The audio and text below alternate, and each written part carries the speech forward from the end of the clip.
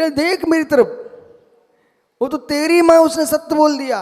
जितनियां बेटी माता हैं ये रोहिणी करती हैं, 10 लक्षण करती हैं, पर्युषण करती हैं, 10-10 उपवास कर लेती हैं, लेकिन फिर भी अपने पति के यहाँ की चोरी करना नहीं छोड़ पाती। अब इनको मैं कैसे कहूं तपस्विनियां है ये? मैं तपस्विनी उसे मानती हूं आज ये नियम ले लें कि अपने पति के जेब से पैसे नहीं निकालेंगे। है माता कोई ऐसी? आज से नियम है सिद्ध भूमि पर। क्या आपको चाहिए पड़ेगा तो मांग के ले लेना, लेकिन मित्र आप लोग ऐसा करना, बेचारों को डाकू मत बनाओ, तुम पहले ही दे दिया करो। बालक, क्या लिखा शास्त्र में? जिधर आंख उठाओ ना, जितनी धुरंधर धर्मात्मा दिख रहे, जितने धुरंधर धर्मात्मा दिख रहे ना, ये तेरी माँ जैसे सत्य निकल पड़े ना, तो वे भी कह देंगे गुरुजी हमसे भी दोष हो जाता है। दोष हो ही जाता है तो दूसरे को दोष देखना बंद कर दो, अपने ही दोष देखना शुरू कर दो। ये दोष देखने की आंख खुली गई है आपकी, नहीं मानते दोष देखे हुए ना, तो अपने ही दोष देखने लग जाओ और उसकी बुराई करने लग जाओ, तो कम से कम तुम्हारे दोस्त मिट तो जाएंगे। सुधीर, इस बच्चा ने सबकी आंखें खोल दी।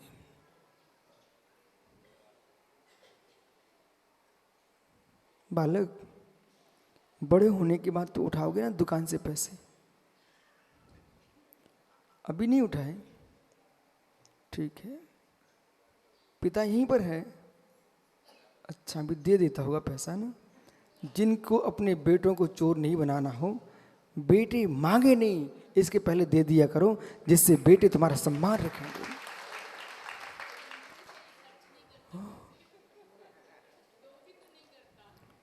ठीक बेटा, वो समझती नहीं माँ, बोले खर्च नहीं करता ये हमारा मैटर है, लेकिन तुम्हारा कर्तव्य तुमको देना चाहिए। कोई बाजार में चाट खा के समाप्त कर दे वो अच्छा है कि मैं रख रहा हूं, और रख करके जब समय आएगा बेटा तुम इनसे जरूर लेना, माता से भी लेना, पिता से भी लेना, और रखते जाना, और फिर जैसे अच्छे पैसे हो जाना भगवान की मूर्ति बना करके मंगा करके विराजमान कर देना। फिर देश के बच्चों को मालूम चलेगी। भारत में एक अशोकनगर से भैया, इंदौर से आए, इंदौर में कोई ऐसा भी बालक है जिसने अपने माता पिता से पैसे तो लिए हैं पर पैसे चाट में नहीं चाटे, उसने अरहंत देव की प्रतिमा स्थापित की है। ठीक है बालक, अपना हिस्सा जरूर लेना, प्रतिदिन मांगना। अब तो बोले 2 गुरुजी ने कहा था, लेकिन क्या करोगे जब अच्छे पैसे हो जाएंगे? एक बढ़िया भगवान की मूर्ति मंगा करके जिनालय में स्थापित कर देना। इतिहास साक्षी रहेगा कि ऐसे ही भारत में नन्हे बच्चे हुए हैं जिन्होंने, मेरे मित्र, बाजार में पैसे खर्च नहीं किए हैं, न होटल पे गए, न ढाबे पे गए, न मंत्रालय में गए, न वेधशाला में गए, उसने जिनालय में भगवान को स्थापित किया है। ठीक है बेटा, 9 बार नमोकार पढ़ लो, रोज पैसे लेना उनसे, है क्यों? भगवान की प्रतिमा स्थापित करने के लिए। कहाँ गया पिता? ऐसा तो नहीं देना बंद कर देगा? अरे भाई ऐसा चेहरा नहीं दिख रहा उसको, उसके पूरे पैसे देना भाई। और जब भगवान मंगाने लग जाए तो तुम अपनी तरफ से और दे देना। अरे माँ की इच्छा की पूर्ति के लिए चामुंड राय ने इतनी विशाल गोमटेश बावली स्थापित किए हैं। मेरे मित्र, तुम एक नया इतिहास बनाओ बेटा कि तेरा पिता तेरी इच्छा के लिए विशाल जिन प्रतिमा स्थापित करे। मालूम, सागर में एक प्रमोद बादनाना करके, उनका अभी 8 साल का भी नहीं हुआ होगा पोता। मालूम, उस बच्चे ने एक दिन अपने दादा से कहा, दादा मुझे नंदीश्वर दीप बनवाना है। अब जो 8 साल का बच्चा क्या नंदीश्वर बनवाएगा? और उसके दादा के पास इतनी ताकत थी, बेटे की इच्छा की पूर्ति के लिए सागर के मंगलगिरी पर्वत के ऊपर उन्होंने नंदीश्वर की स्थापना कर दी। अब इतिहास साक्षी रहेगा कि एक दादा ने अपने पोते की इच्छा को पूर्ति के लिए, मेरे मित्र, दुनिया के बच्चे पटाखे मांगते, तमंचा मांगते, उस बालक ने तो नंदीश्वर की स्थापना करे। बेटा तुम भी अपने पिता से कहना, कुछ नहीं चाहिए मुझे, तो मात्र जो तुम दोगे मैं अनंत की प्रतिमा स्थापित कराऊंगा। ठीक है, बहुत अच्छा, बैठ जाओ भैया, उसकी इच्छा पूर्ति करना। वो मुर्जाज बनने लगे तो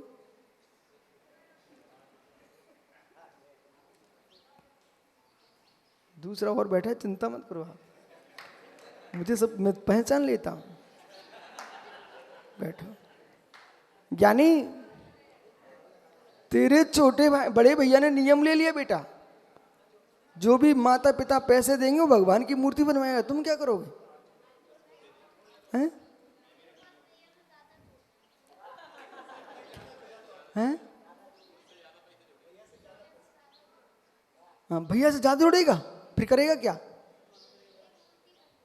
बहुत बढ़िया बेटा, बहुत बढ़िया बेटा, बहुत बढ़िया। ऐसे बच्चे सबके हों, बैठ जा बेटा। पर याद रखना बेटा, है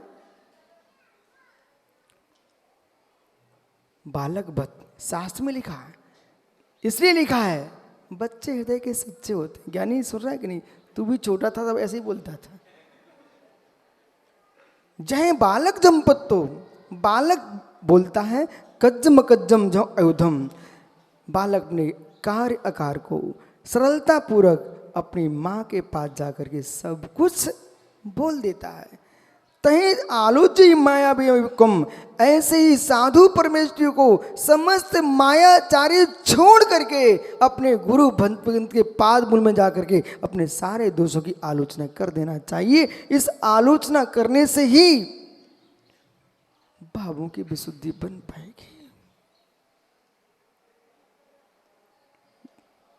सावन लगाया सौमन प्रवीण, सावन लगाया सौमन प्रवीण, लेकिन जा करके नाले में कपड़े धो दिए, जहाँ कीचड़ भरी हुई थी। सावन लगा के खर्च कर डाला, और जब पानी लेने गए तो किसमें? काले कलूटा जो नाली का पानी बह रहा था उसमें डुबो दिए। ऐसे मित्र आपने क्या किया इस जगत में? जीव ने उधर प्रभु की भक्ति किए, पूरा सावन लगा डाला, और मायाचारी के नाले में जाकर के अपने आप को डुबो डाला। जैसे थे वैसे के वैसे ही रह गया जीव। इसलिए यहां पर कह रहे हैं कि छल कपट रहित होकर के, मायाचारी रहित होकर के आलोचना करना। जय कंडेन विद्धो सब मंगे, एक एक सूत्र समझा रहे हैं। कांटा कांटा, पैर में कांटा चुभ जाए और फिर आप मार्ग में चलो, बड़ी अच्छे से चलोगे ना। पैर में चुभता कांटा, और जब अच्छा कांटा चुभ जाता है सुधीर भैया, सर्वांग में पीड़ा होती है।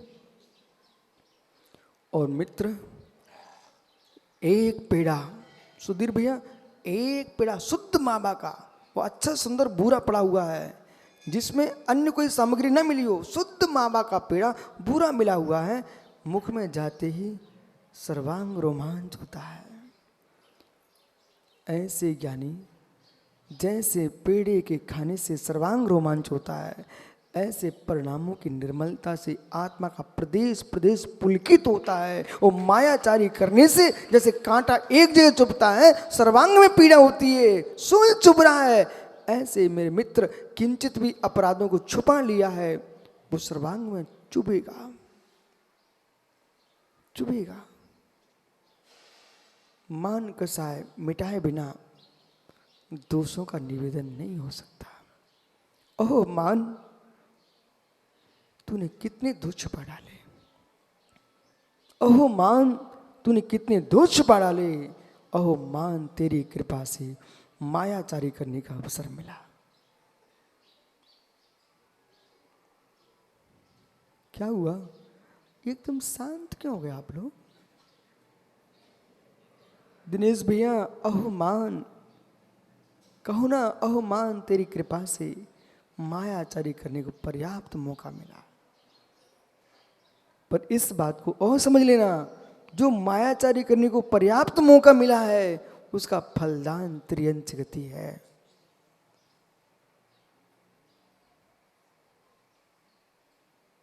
पिछले वर्ष हम लोग आ रहे थे, बिहार में प्रवेश किया। कहाँ गए टीका मुझे बबलू भैया? यानी याद करो वो नहर की पुलिया, याद करो वो नदी, जो थोड़ी दूर चल करके बकरों के ढेर लगे हुए थे, मछलियों के ढेर लगे हुए थे। माँ, आप तो फिर भी लौकी गिलकी को लेकर के मुलायम हाथ से हंसिये से निकालती हो। वहाँ तो वो भी नहीं था। बड़ी बड़ी लंबी लंबी मछलियों को बिहार में रोड पर चारों तरफ जहाँ देखो वहाँ पर मछलियाँ मछलियाँ छिल रही हैं। माँ आज हमें दया जरूर आती है, बेचारे जीवों के साथ ऐसा क्यों हो रहा है। लेकिन जब आपने पानी में देखा, कभी मछली ऊपर होती है कभी नीचे होती है, कैसे किलकारियाँ भरती है, ऐसे ही मायाचार की किलकारियाँ भरी थी। उसका परिणाम आज छुरी पर देखने को मिल रहा है।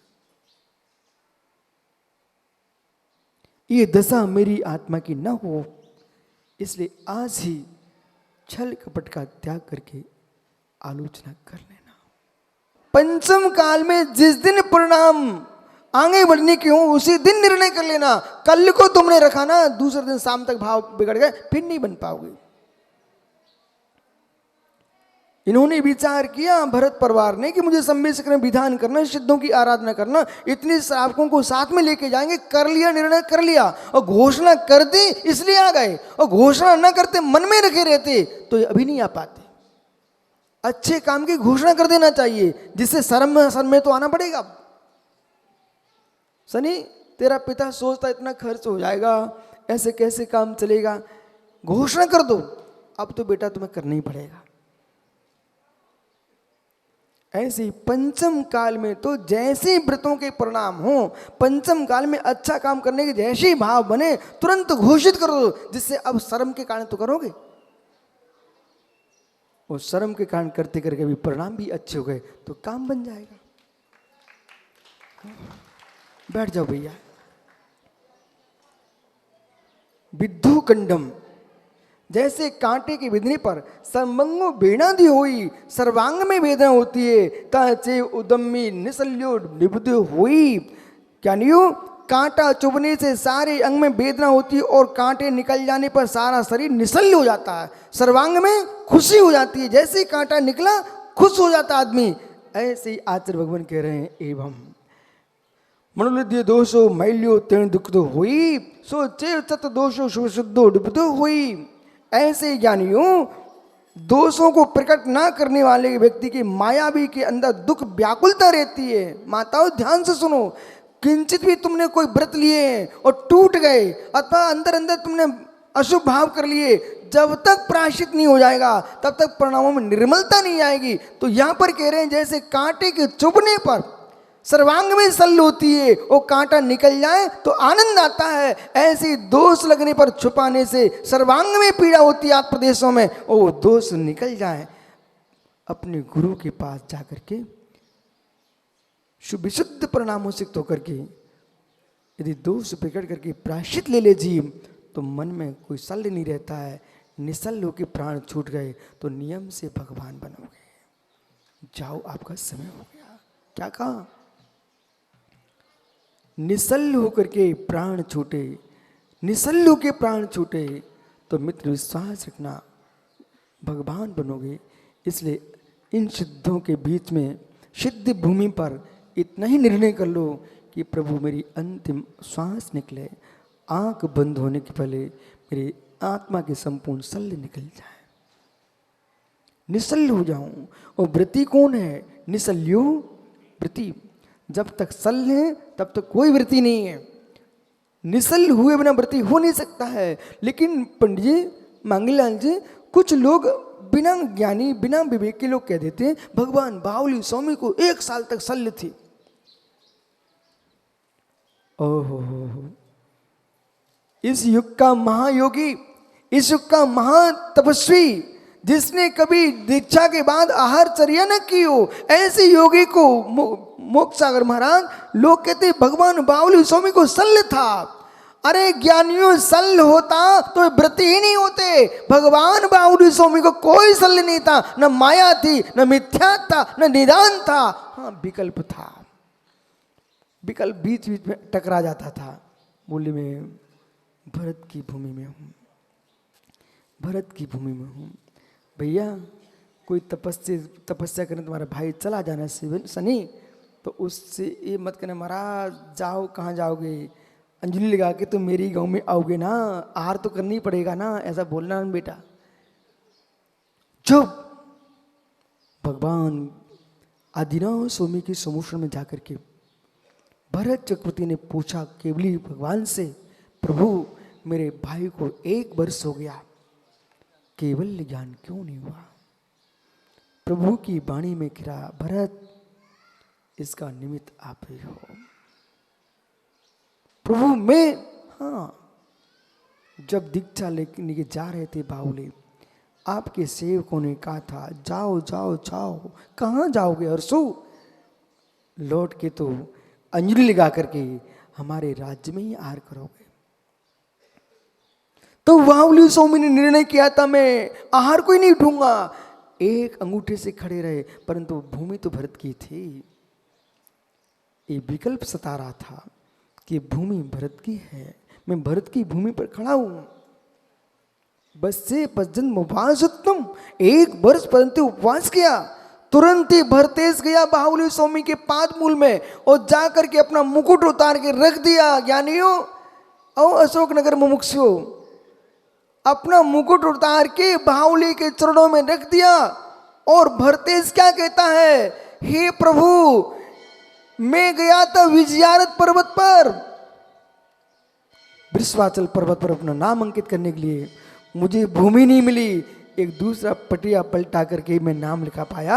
ये भूमि ये वसुधा काऊ की ना भई, और जैसी काए वसुधा काऊ की ना भई, मेरी कहाँ हो सकती है? भगवान बाहुली स्वामी को अंतर्मुख में केवल ज्ञान प्रकट हो गया। इसलिए ज्ञानियों, ऐसा कोई उपक्रम मत करना कि तुम्हारे निमित्त से किसी तपस्वी के मन में विकल्प आ जाए, सल चुप जाए, कोई बेकरार बिगड़ जाए। ऐसे भाव मत करना। सहज जीवन जियो, सहज जीवन जियो, सहज जीवन जियो। सुब्रत आ गई, इन सबको सिखाओ, सहज जीवन जियो, सहज जीवन जियो। पुस्तक दो, सहज जीवन। ज्ञानियों, सत्यार्थ बोध पढ़ लो, उसमें भी एक अधिकार है सहज जीवन। जीवन में जब तक संजन सागरी सहजता नहीं आएगी ना, तब तक व्यक्ति कुछ नहीं कर सकता। जाओ जाओ, कल फिर आओगे मित्र। पर्यायी तो पुनः चर्चा करूंगा, लेकिन राजीव आज 24 घंटे आपको एक नियम दे रहा हूं, जितने सरल हो सको उतना सरल बन के जीना, जितने सरल उतने सरल बन के जीना। और मालूम, यदि आपके बेटे की माँ गाली भी दी जाए तो कहना, देवी तूने कम से कम गाली तो दी है, कोई तलवार तो नहीं चलाई, तुझे आशीर्वाद है, ऐसा बोल देना, ठीक है? आत्मा शुभावम पुरीभाव भिन्नम, आत्मा शुभावम पुरीभाव। आत्मा का शुभाव पर्वत अत्यंत भिन्न महावीर स्वामी की।